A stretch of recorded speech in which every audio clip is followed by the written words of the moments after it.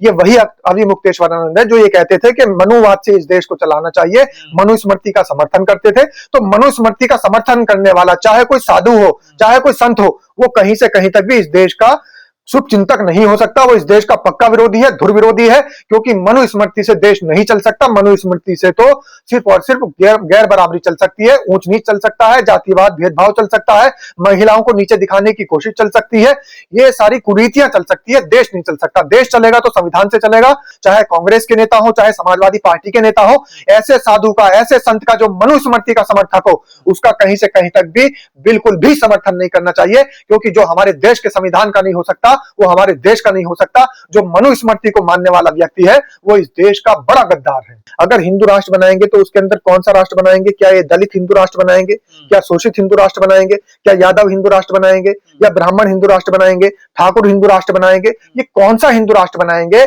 इतनी सारी जातियां हैं, इतने सारे समुदाय हैं, आप ये देखिए कि कोई कल्पना ही नहीं की जा सकती हिंदू राष्ट्र। सर, कहा जाता है बीजेपी सरकार जो वो हिंदुओं की सरकार है, साधु संतों की सरकार है, लेकिन अक्सर देखने को मिलता है कि बीजेपी ही सरकार में तमाम साधु संत जेल में जाते हैं, उन पर तमाम आरोप लगते हैं। आप इसको कैसे देखते हैं? अभी फिलहाल अविमुक्तेश्वरानंद जो शंकराचार्य हैं, उन पर यौन शोषण के आरोप है। और वो देखिए, साधु संत हो या फिर जो बहुत सारे जो इस तरीके के शंकराचार्य वो हो, ये सारे लखनऊ और दिल्ली के झगड़े में फंसे हुए हैं।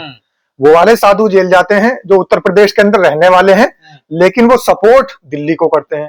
तो ऐसे साधु उत्तर प्रदेश के निशाने पर रहते हैं, और वो साधु जो दिल्ली के निशाने पर रहते हैं वो यूपी वालों को सपोर्ट करते हैं। तो ये जो झगड़ा है, ये साधु संतों का झगड़ा नहीं है, ये सिर्फ और सिर्फ कुर्सी का झगड़ा है, ये राजनीति का झगड़ा है। बहुत सारे ऐसे साधु हैं जिनको केंद्र सरकार ने निशाने पर ले रखा है। वो साधु सारे के सारे कहीं ना कहीं उत्तर प्रदेश के समर्थित साधु हैं, संत हैं। और बहुत सारे ऐसे साधु हैं जो कि केंद्र सरकार के प्लांट किए हुए हैं। आप कहना चाहते हैं राजनीति की भेंट चढ़ रहे हैं साधु? सब राजनीति की भेंट चढ़ रहे हैं। और आप देखिए, खुद अविमुक्तेश्वरानंद, जिन साधु की आप बात करना चाहते हैं, मैं नाम ही बता दूं, अविमुक्तेश्वरानंद शंकराचार्य ने मोदी जी की तारीफ करने में कोई कोर कसर नहीं छोड़ी। अब उन्होंने तारीफ करके ये साबित कर दिया कि वो हक की लड़ाई नहीं लड़ रहे हैं, वो सिर्फ और सिर्फ दिल्ली की समर्थन की लड़ाई लड़ रहे हैं। उत्तर प्रदेश वाले उनके खिलाफ लगे हुए हैं, योगी आदित्यनाथ। तो कहीं ना कहीं जो लखनऊ और दिल्ली की लड़ाई है, यही साधु संतों में नजर आ रही है, इसके अलावा कुछ भी नहीं है, सब कुछ ढकोसला है। गंभीर मामला है, यौन शोषण के मामला है। देखिए, उनको यौन शोषण के मामले तो आप देखिए एकदम से निकल करके आ जाते हैं। पहले क्यों नहीं निकल करके आए थे? जिस टाइम भी कुंभ के लिए वहां पर बैठे थे, के लिए कुंभ के बाद में वहां प्रयागराज में, तो उस समय भी कोई एक ऐसा मामला नहीं निकल करके आया कि भाई इन्होंने कोई कुकृत्य किए हैं, इन्होंने किसी के बच्चे के साथ में छेड़छाड़ की है, किसी लड़की के साथ में। अब तो तमाम महिलाएं भी निकल करके आ रही हैं, तमाम बच्चे भी निकल करके आ रहे हैं, और आश्रम में भी न जाने कौन कौन से गलत गलत कुकृत्यों का चिट्ठा इनका सामने आ रहा है। अरे धमकी दी जा रही थी ना, उनको डराया जा रहा था। अब देखिए, डराया जा रहा था, धमकी दी जा रही थी, तो इन्होंने पहले क्यों नहीं बताया? सब कुछ तो खुल के बोल रहे थे।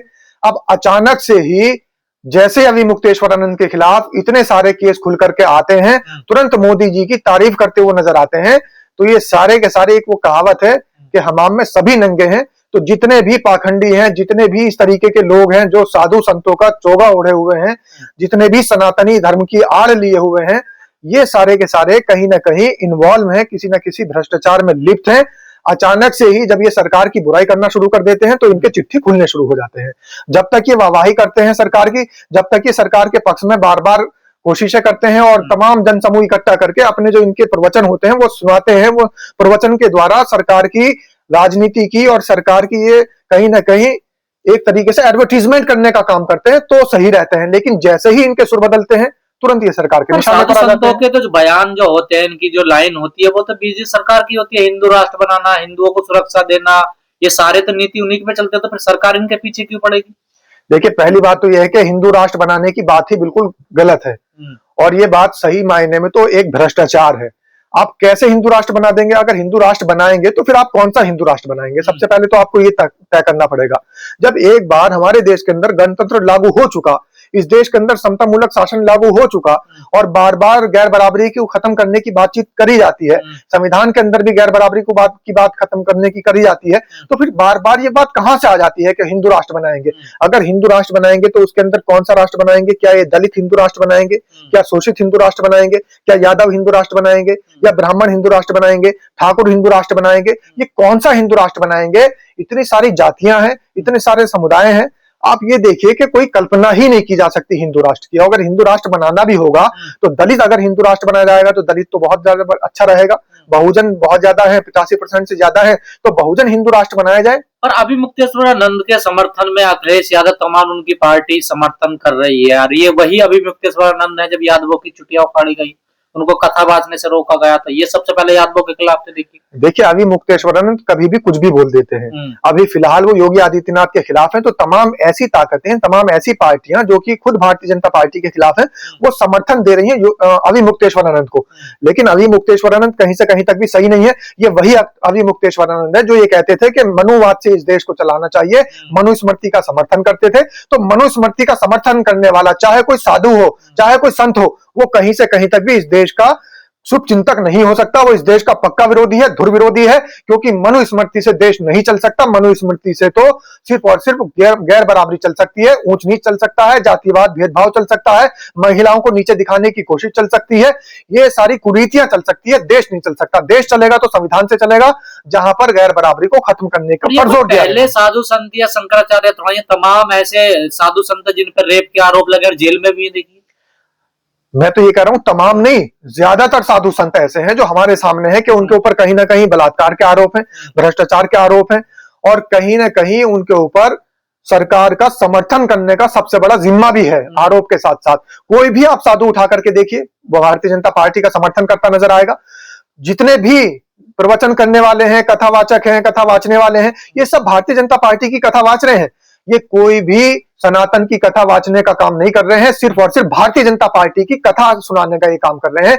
जितने भी इनके जगह जगह आयोजन होते हैं, उन आयोजनों के अंदर ये हमारे देश के अंदर जो भी सेक्युलर की बात करने वाले लोग हैं, उनके ऊपर सवालिया निशान उठाने का काम करते हैं, आपसी सौहार्द बिगाड़ने की बातें करते हैं, एक दूसरे के दिमाग में, एक दूसरे के दिलों में विराट हिंदू सम्मेलन और न जाने कौन कौन से आयोजनों के तहत ये हमारे देश की आपसी भाईचारे की जो सांप्रदायिक सौहार्द है उसमें बट्टा लगाने का काम करते हैं, और साथ ही सरकार का समर्थन करने का काम करते हैं।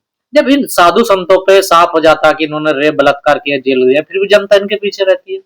जनता तो इसलिए पीछे है, क्यों नहीं दूरी बनाती इन लोगों? जनता तो इसलिए पीछे है इनके, क्योंकि जनता परेशान है। जनता को एक तरफ परेशानी में डाल रखा है, जनता को मूलभूत सुविधाओं से दूर कर रखा है, जनता को इलाज नहीं मिल पा रहा है, जनता को सुख सुविधाएं नहीं मिल पा रही है, जनता को खाना नहीं मिल पा रहा है। तो वो कहीं ना कहीं जब उनको विकास ही नहीं मिल पा रहा है, इस देश के अंदर अच्छा इंफ्रास्ट्रक्चर नहीं मिल पा रहा है, इस देश के अंदर शिक्षा व्यवस्था अच्छी नहीं मिल पा रही है, तो कहीं ना कहीं वो अपना ठिकाना ढूंढता है कि इन परेशानियों से मुक्ति दिलाने का एक क्या रास्ता हो। सारे काम कर लिए, पढ़ाई करके देख लिया, लेकिन बच्चे नौकरी नहीं कर पा रहे हैं, रोजगार उसको अच्छा नहीं मिल पा रहा है। आपने देखा होगा कि तमाम ऐसे नौजवान जो कि अपनी जीवन लीला समाप्त तक कर गए, क्यों? क्योंकि उनको पढ़ाई लिखाई करने के बाद में अच्छी नौकरी नहीं मिल पाई। तो फिर क्या होगा? फिर वो बाबाओं के चक्कर काटेंगे, फिर वो शॉर्टकट ढूंढेंगे, और बाबा जो है वो यही काम लिए बैठे हैं कि अगर किसी की कोई समस्या है तो समाधान इधर है। इस तरीके का इनका प्रलोभन रहता है। तो तमाम प्रलोभन में बाबाओं के आज की हमारी जो ये जनता है वो फंस जाती है, और प्रलोभन में फंसने के बाद में फिर ये वही अंधभक्ति की चाशनी में उनको डाल देते हैं, डुबा देते हैं। अंधभक्ति की चाशनी में डूबने के बाद हमारे देश की जनता अपने दुख दर्द भूल जाती है, अपनी स्वास्थ्य सेवाओं को भूल जाती है, अपनी शिक्षा व्यवस्था को भूल जाती है, अपनी मूलभूत सुविधाओं को भूल जाती है, और बाबाओं के राग अलापना शुरू कर देती है। तो ये वही शंकराचार्य हैं जो योगी जी से गलत पंगा लेकर फंस गए हैं। देखिए ये शंकराचार्य योगी जी से गलत पंगा नहीं ले रहे हैं, इनको बल्कि पंगा दिलाया जा रहा है। एक तरफ अमित शाह और नरेंद्र मोदी की जो ठनाठनी चल रही है योगी आदित्यनाथ से, उसके अंदर बहुत सारे लोगों को ईंधन बनाया गया है। उस ईंधन का एक छोटा सा मात्र हिस्सा अभी मुक्तेश्वरानंद है, इसके अलावा कुछ भी नहीं है। मीडिया ने इनको हाइप दे रखी है, बहुत सारे लोग इनका समर्थन कर रहे हैं कि देखिए योगी आदित्यनाथ की बुराई कर रहे हैं। यहां तक कि कांग्रेस के नेता, समाजवादी पार्टी के नेता, इस देश के अंदर भाजपा के जो विरोधी पार्टियों के नेता हैं, वो भी अभी मुक्तेश्वरानंद का समर्थन कर रहे हैं। लेकिन वो ये भूल गए कि ये वही अभी मुक्तेश्वरानंद है जिन्होंने राहुल गांधी के धर्म पर भी सवाल उठाया था, जिन्होंने राहुल गांधी के मंदिर जाने पर भी सवाल उठाया था, जिन्होंने राहुल गांधी के तिलक लगाने पर भी सवाल उठाया था। धर्म से निकाल भी दिया था राहुल गांधी को बहुत बार, वही अभी मुक्तेश्वरानंद। लेकिन कांग्रेस के नेता अभी इस बात को नहीं समझ पा रहे हैं। बस उनको नजर आ रहा है कि योगी आदित्यनाथ की बुराई कर रहे हैं, योगी आदित्यनाथ को ये गंजेड़ी बता रहे हैं, योगी आदित्यनाथ को नशेड़ी बता रहे हैं। तो इनके सुर में सुर मिलाकर के तमाम नेता इनकी बात कर रहे हैं, लेकिन ये बात बिल्कुल गलत है। गलत को गलत कहना चाहिए, चाहे कांग्रेस के नेता हो, चाहे समाजवादी पार्टी के नेता हो। ऐसे साधु का, ऐसे संत का जो मनुस्मृति का समर्थक हो, उसका कहीं से कहीं तक भी बिल्कुल भी समर्थन नहीं करना चाहिए, क्योंकि जो हमारे देश के संविधान का नहीं हो सकता वो हमारे देश का नहीं हो सकता। जो मनुस्मृति को मानने वाला व्यक्ति है वो इस देश का बड़ा गद्दार है। तो क्या सीएम योगी ठीक कार्रवाई कर रहे हैं?